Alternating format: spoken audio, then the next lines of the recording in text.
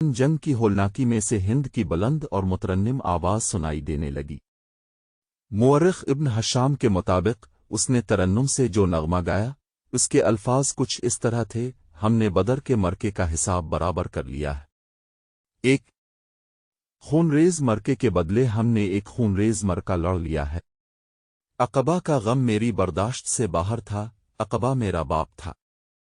मुझे चचा का भी गम था, अपने बेटे का भी गम था, अब मेरा सीना ठंडा हो गया है। मैंने अपनी किस्म पूरी कर ली है। वहशी ने मेरे दिल के दर्द का मुदावा कर दिया है। मैं उम्र भर वहशी की एहसान मंद रहूंगी, इस वक्त तक जब तक मेरी हड्डियां कब्र की मिट्टी में मिलकर मिट्टी नहीं हो जाती। अबू सुफियान इस भयानक मंजर को बर्दाश्त न कर सका था। वो पहले हर मुंह फेर कर जा चुका था। उसने अपने दो साथियों से कहा कि उसे यकीन नहीं आ रहा कि मोहम्मद जिंदे है। खालिद ने दूर से किसी और को देखकर समझ लिया होगा कि वो मोहम्मद है। किसी ने अबू सुफियान से कहा। अबू सुफियान ये कहकर कि वो अपनी आंखों से देख कर आता है, इस तंग से दर्रे की तरफ चला गया जहां से खालिद अपने सवारों को वापस लाया था। वो ऐसी जगह जा खड़ा हुआ जहां से उसे मुसलमान बैठे हुए नजर आ रहे थे। मोहम्मद के पीरूकारों, अबू सुफियान ने बुलंद आवाज से कहा, क्या तुम में मोहम्मद जिंदा है? रसूल करीम ने आवाज सुनी तो अपने अर्द गिर्द बैठे हुए मुसलमानों को इशारा किया कि वो खामोश रहें। अबू सुफियान ने अपना सवाल और ज्यादा बुलंद आवाज से दोहराया, अब भी इसे कोई जवाब ना मिला। क्या अबू बकर तुम में जिंदा मौजूद है? अबू सुफियान ने बुलंद आवाज से पूछा। अब भी उसे कोई जवाब ना मिला। 3 बार पूछने के बावजूद भी मुसलमान खामोश रहे। क्या उमर जिंदा है? अबू सुफियान ने पूछा। अब के भी मुसलमानों ने खामोशी इख्तियार किए रखी। अबू सुफियान ने घोड़े को दौड़ाया। उसने नीचे देखा। कुरैश के बहुत से आदमी रसूल अकरम के मुतालिक सही खबर सुनने को बेताब खड़े थे। ये अहले कुरैश, अबू सुफियान ने चलाकर ऐलान किया, मोहम्मद मर चुका है। अबू बकर व उमर भी जिंदा नहीं। अब मुसलमान तुम्हारे साए से भी डरेंगे। खुशियां मनाओ, नाचो। अहल कुरैश नाचने और हुल्लड़ मचाने लगे, लेकिन गिरजती हुई एक आवाज ने उन्हें खामोश कर दिया कि खुदा के दुश्मन। वड़ी के बुलंदी से हजरत उमर की आवाज गूंजी, इतना झूठ ना बोल, वो तीनों जिंदा हैं जिनके नाम लेके तो उन्हें मुर्दा कह रहा है। अपने कबीले को धोखा मत दे, तुझे तेरे गुनाहों की सजा देने के लिए हम सब जिंदा हैं। अबू सुफियान ने तंजिया कहकहा लगाया और बुलंद आवाज से बोला, इब्न अल-खिताब, तेरा खुदा तुझे हमसे महफूज रखे। क्या तो अब भी हमें सजा देने की बात कर रहा है? क्या तो यकीन से कहता है कि मोहम्मद जिंदा है? अल्लाह की कसम, हमारे नबी जिंदा हैं। हजरत उमर इब्न अल-खिताब की आवाज जवाब में गिरजी, अल्लाह के रसूल तुम्हारा एक एक लफ्ज सुन रहे हैं। अरबों में रिवाज था कि एक मरका खत्म होने के बाद दोनों फरीकों के सरदार असालार एक दूसरे पर तानों और पेबतूहे के तीर बरसाया करते थे। अबू सुफियान इसी दस्तूर के मुताबिक दूर खड़ा हजरत उमर से हम कलाम था। तुम हबल और अरबी की अजमत को नहीं जानते, अबू सुफियान ने कहा। हजरत उमर ने रसूल अकरम की तरफ देखा। आप में नीम ऊंचा बोल नहीं सकते थे। अपने हजरत उमर को बताया कि वो अबू सुफियान को क्या जवाब दें। वो बातिल के पुजारी। हजरत उमर ने बुलंद आवाज से कहा, अल्लाह की अजमत को पहचान जो सबसे बड़ा आलिफ और सबसे ज्यादा ताकत वाला है। हमारे पास हबल जैसा देवता और अरबी जैसी देवी है। अबू सुफियान ने कहा, क्या तुम्हारे पास कोई ऐसा देवता अदेवी है? हमारे पास अल्लाह है। रसूल करीम ने हजरत उमर की जबान से कहलवाया। जो हजरत उमर ने बुलंद आवाज से कहा, तुम्हारा खुदा कोई नहीं। जंग का फैसला हो चुका था। अबू सुफियान ने कहा, तुमने बदर में फतह पाई थी, हमने इस पहाड़ी के दामन में तुमसे इंतकाम ले लिया। अगले साल हम तुम्हें बदर के मैदान में ही मुकाबले के लिए ललकारेंगे इंशाअल्लाह। हजरत उमर ने रसूल अल्लाह के अल्फाज बुलंद आवाज से दोहराए, अब तुम्हारे साथ हमारी मुलाकात बदर के मैदान में ही होगी। ابو सुफियान ने घोड़ा मोड़ा, घोड़ा 2 कदम ही चला होगा कि इसने घोड़े को रोक दिया। ए उमर, अबू बकर और मोहम्मद। अबू सुफियान ने अब की जरा ठहरी हुई आवाज में कहा, तुम जब मैदान से अपनी लाशें उठाओगे तो तुम्हें कुछ ऐसी लाशें भी मिलेंगी जिनके आज़ा किए हुए होंगे और उन्हें चीरा फाड़ा गया होगा। खुदा की कसम, मैंने किसी को ऐसा करने का हुक्म नहीं दिया था और मैंने तुम्हारी लाशों के साथ ये सलूक बिल्कुल भी पसंद नहीं किया। अगर इसका इल्जाम मुझे पर आयद करोगे तो मैं इसे अपनी तौहीन समझूंगा। अबू सुफियान ने घोड़ा मोड़ा और घोड़े को अलिफाड़े लगा दी। चलते चलते खालिद के घोड़े ने अपने आप ही रुख बदल लिया। खालिद ने घोड़े को ना रोका। वो समझ गया कि घोड़े ने पानी की मुश्क पाली है। कुछ दूर जाकर घोड़ा नीचे उतरने लगा। खालिद को ये मकाम याद आ गया। जंग अहद के बाद वापसी पर कुरैश ने कुछ देर यहां पर क़याम किया था। नीचे पानी का खासा ज़ख़ीरा मौजूद था। घोड़ा बड़ा तेजी से गे उतर गया और पानी पर जा रेका। खालिद घोड़े से कूदकर नीचे उतरा और दोजानू होकर चुल्लू भर भर कर अपने चेहरे पर पानी फेंकने लगा। जरा सताने के लिए भर भर की ही एक चट्टान के साथ बैठ गया।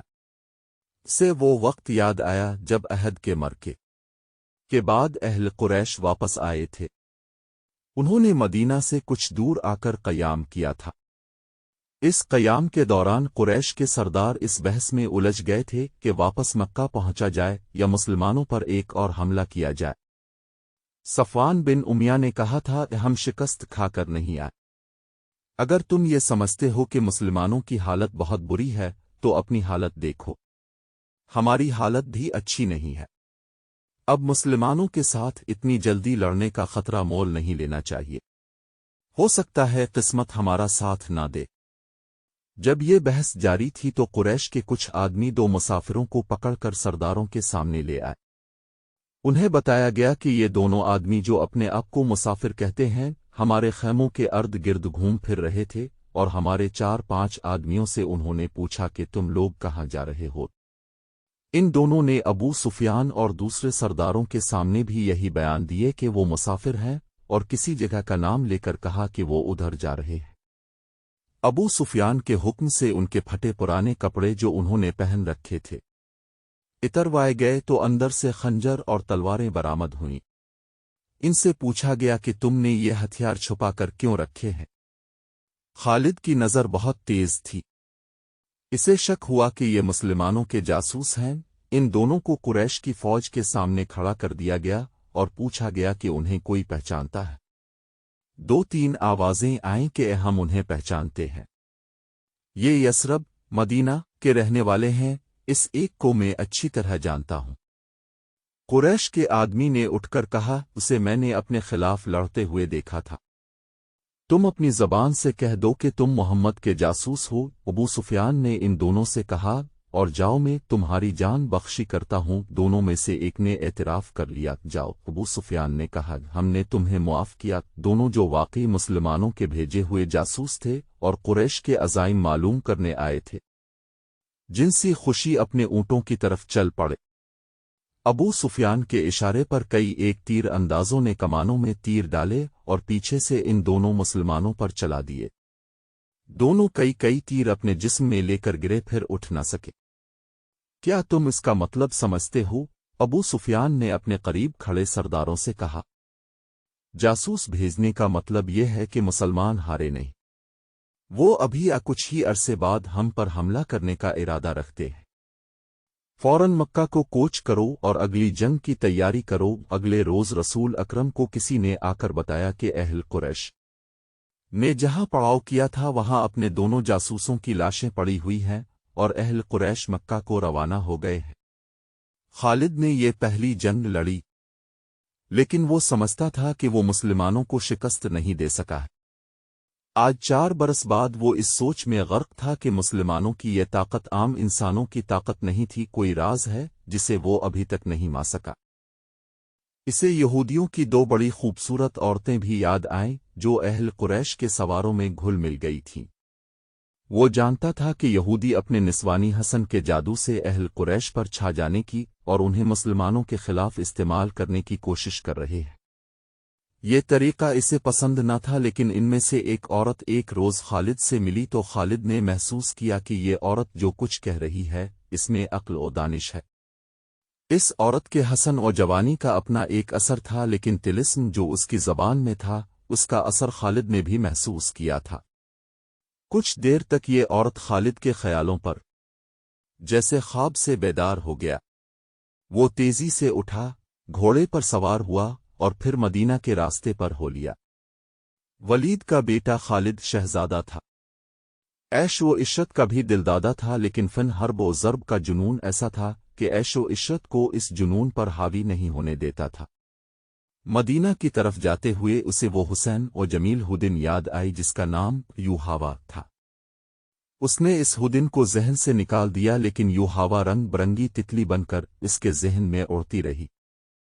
خالد اسے ذہن سے نکال نہ سکا۔ خالد کے ذہن میں اڑتی ہوئی اس تتلی کے رنگ پھیکے پڑنے لگے، پھر تمام رنگ مل کر سرخ ہو گئے، خون جیسے سرخ۔ یہ ایک بھیانک یاد تھی۔ خالد نے اسے ذہن سے اگا دینے کی بہت کوشش کی، لیکن تتلی جو زہریلی بھڑ بن گئی تھی اس کے ذہن سے نہ نکلی۔ یہ مرکہ عہد کے 3-4 ماہ بعد کا ایک واقعہ تھا۔ یہ ایک سازش تھی جس میں وہ شریک نہ تھا، لیکن وہ قبیلہ قریش کا ایک بڑا ہی اہم فرد تھا۔ مسلمانوں کے خلاف کسی سازش میں شریک نہ ہونے کے باوجود وہ دعویٰ نہیں کر سکتا تھا کہ وہ اس میں شریک نہ تھا۔ مرکہ عہد میں زخمی ہونے والے بعض اہل قریش کے زخم ابھی ٹھیک نہیں ہوئے تھے کہ ایک روز خالد کو خبر ملی کہ مدینہ سے 6 مسلمان تبلیغ اسلام کے لیے رجے کی طرف جا رہے تھے کہ عفان سے تھوڑی دور ایک غیر مسلم قبیلے نے انہیں روک لیا اور ان میں سے 2 کو مکہ لایا گیا اور انہیں نیلام کیا جا رہا ہے۔ خالد دوڑتا ہوا وہاں گیا۔ وہ 2 مسلمان خبیب بن عدی اور زید بن الدخنا تھے۔ خالد دونوں کو جانتا پہچانتا تھا، وہ اس کے قبیلے کے افراد ہوا کرتے تھے۔ انہوں نے اسلام قبول کر لیا تھا۔ ان میں حب رسول میں کا یہ عالم تھا کہ رسول خدا می کنیم پر جانے قربان کرنے کو تیار رہتے تھے۔ رسول خدا انہیں بہت عزیز رکھتے تھے۔ خالد نے دیکھا کہ انہیں ایک چبوترے پر کھڑا کر دیا گیا تھا اور ارد گرد اہل قریش کا ہجوم تھا۔ ایک غیر مسلم قبیلے کے 4 افراد ان کے پاس کھڑے تھے، دونوں کے ہاتھ رسیوں سے بندھے ہوئے تھے۔ یہ دونوں مسلمان ہیں۔ ایک آدمی چبوترے پر کھڑا اعلان کر رہا تھا، یہ دونوں عہد میں تمہارے خلاف لڑے تھے، ان کے ہاتھوں تمہارے عزیز اور خون کے رشتہ دار مارے گئے تھے۔ ہے کوئی جو انتقام کی آگ بجھانا چاہتا ہے؟ انہیں خریدو، انہیں اپنے ہاتھوں قتل کرو اور خون کے بدلے خون بہاؤ۔ یہ آدمی سب سے اونچی بولی دینے والے کو ملیں گے۔ بولو 2 گھوڑے، ایک آواز آئی، بولو بڑھ کر بولو 2 گھوڑے ایک اونٹ۔ ایک اور آواز آئی، گھوڑوں اونٹوں کو چھوڑو، سونے میں بولی دو، سونا لاؤ، دشمن کے خون سے انتقام کی پیاس بجھا۔ وہ لوگ جن کے قریبی رشتہ دار عہد کی لڑائی میں مارے گئے تھے بڑھ چڑھ کر بولی دے رہے تھے۔ طبیب اور زید چپ چاپ کھڑے تھے، ان کے چہروں پر خوف نہ تھا، گھبراہٹ نہیں تھی، ہلکی سی بے چینی بھی نہیں تھی۔ خالد ہجوم کو چیرتا ہوا آگے چلا گیا۔ وہ قریش کے سردار کے جنگجو بیٹے حبیب نے خالد کو دیکھ کر بڑی بلند آواز سے کہا، تیرا قبیلہ ہم دونوں کا خون بہا کر اس مقدس آواز کو خاموش نہیں کر سکتا جو غار ہرا سے اٹھی ہے۔ لا اپنے قبیلے کا کوئی نامور لڑاکا اور میرے ہاتھ کھلو دے، پھر دیکھ کون کس کے خون سے پیاس بجھاتا ہے۔ نان جنگ میں پیٹ دکھانے وال زید نے گرجدار آواز میں کہا، تم نے شکست کا انتقام ہمارے بھائیوں کی لاشوں سے لیا۔ تمہاری عورتوں نے عہد کے میدان میں ہماری لاشوں کے کان اور ناکیں کاٹ کر ان کے ہار اپنے گلوں میں لٹکائے ہیں۔ آج 4 برس بعد مدینہ کی طرف جاتے ہوئے خالد کو خصب اور زید کی للکار اور تانے صاف سنائی دے رہے تھے۔ وہ زید کے تانے کو برداشت نہیں کر سکا تھا۔ آج 4 برس بعد اسے یہ تانا یاد آیا تو بھی اس کے جسم میں جھرجھری لی۔ اسے عہد کے میدان کا وہ منظر یاد آیا جب ابو سفیان کی بیوی ہند نے حمزہ کی لاش کا کلیجہ نکال کر اپنے منہ میں ڈال لیا اور چبا کر اگا دیا تھا۔ اسی عورت نے اپنے ساتھ کی عورتوں سے کہا تھا کہ وہ مسلمانوں کی لاشوں کے کان اور ناکیں کاٹ لائیں۔ ان عورتوں نے اس کے آگے کانوں اور ناکوں کا ڈھیر لگا دیا تھا۔ ہند نے ان کا نو اور ناکوں کا ہار بنایا اور اپنے گلے میں ڈال لیا تھا، اور وہ ماگلوں کی طرح میدان میں ایک گیت گاتی اور ناچتی پھری تھی۔ اس منظر کو اس کے خاوند ابو سفیان نے پسند نہیں کیا تھا۔ خالد نے تو نفرت سے منہ پھیر لیا تھا۔ 3-4 ماہ بعد 2 مسلمان جن کے ہاتھ رسیوں سے بندھے ہوئے تھے اسے تانے دے رہے تھے۔ وہ اوچھے طریقے سے انتقام لینے والا آدمی نہیں تھا۔ وہ یہاں سے کھسک آیا اور اہل قریش کے ہجوم میں گم ہو گیا۔ اسے اس قبیلے کا ایک آدمی مل گیا جو ان 2 مسلمانوں کو پکڑ لایا تھا۔ کسی بھی تاریخ میں اس قبیلے کا نام نہیں ہے۔ مورخوں نے بھی حشام کے حوالے سے ایک جنگجو قبیلہ لکھا ہے جو قریش کا اتحادی تھا۔ خالد نے اس جنگجو قبیلے کے اس آدمی سے پوچھا کہ ان 2 مسلمانوں کو کس طرح پکڑا گیا۔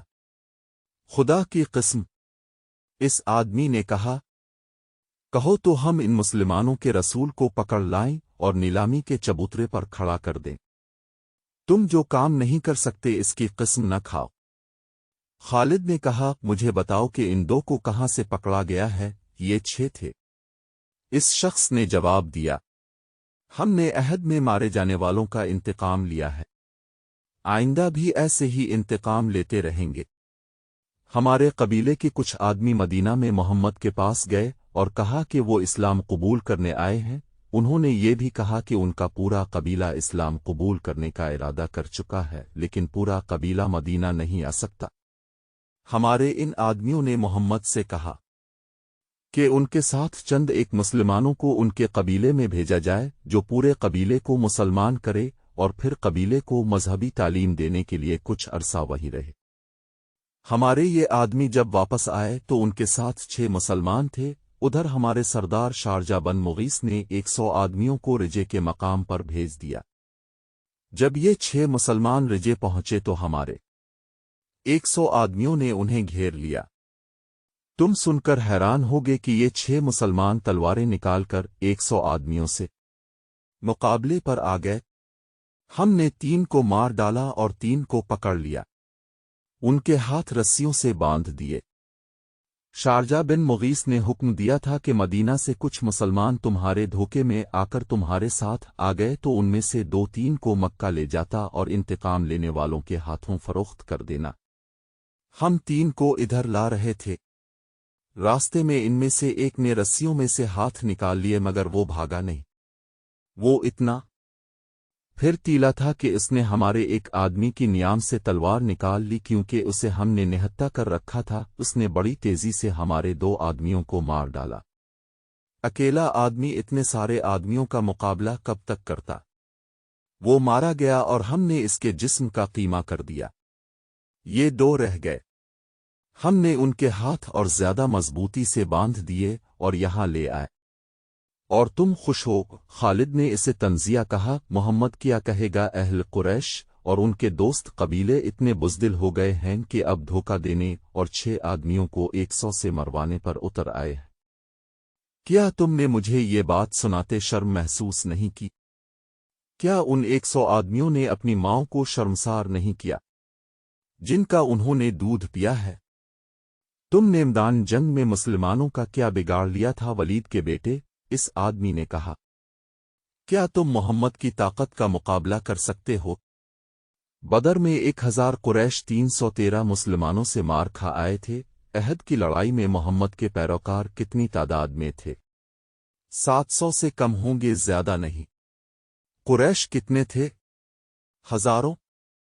سن خالد بن ولید، محمد کے ہاتھ میں جادو ہے، جہاں جادو چلتا ہے وہاں تلوار نہیں چل سکتی۔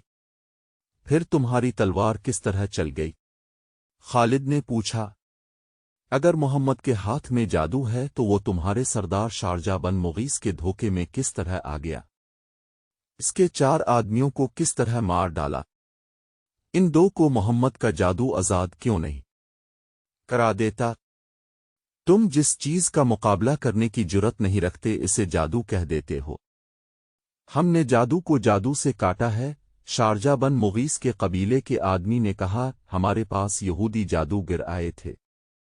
ان کے ساتھ 3 جادوگرناہیں بھی تھیں، ان میں سے ایک کا نام یوحادا ہے۔ ہم نے اپنی آنکھوں سے دیکھا ہے۔ ایک گھنی جھاڑی میں سے ایک برچھی زمین سے سرکتی ہوئی باہر آئی۔ یہ برچھی جھاڑی میں واپس چلی گئی اور سانپ بن کر واپس آئی۔ یہ سانپ واپس جھاڑی میں چلا گیا۔ مدینہ کی طرف جاتے ہوئے اسے یہ واقعہ یاد آ رہا تھا۔ وہ اسے یاد نہیں کرنا چاہتا تھا، لیکن زہریلی بھیڑوں کی طرح یہ یاد اس کے اوپر بھنبھناتی رہی۔ اسے یوحادا یاد آئی۔ وہ جادو کرنی تھی یا نہیں؟ الف سین کے حسن میں جسم کی ساخت، مسکراہٹ اور بولنے کے انداز میں جادو تھا۔ اس نے شارجہ بن مغیث کے اس آدمی کے منہ سے یوحادا کا نام سنا تو وہ چونکا۔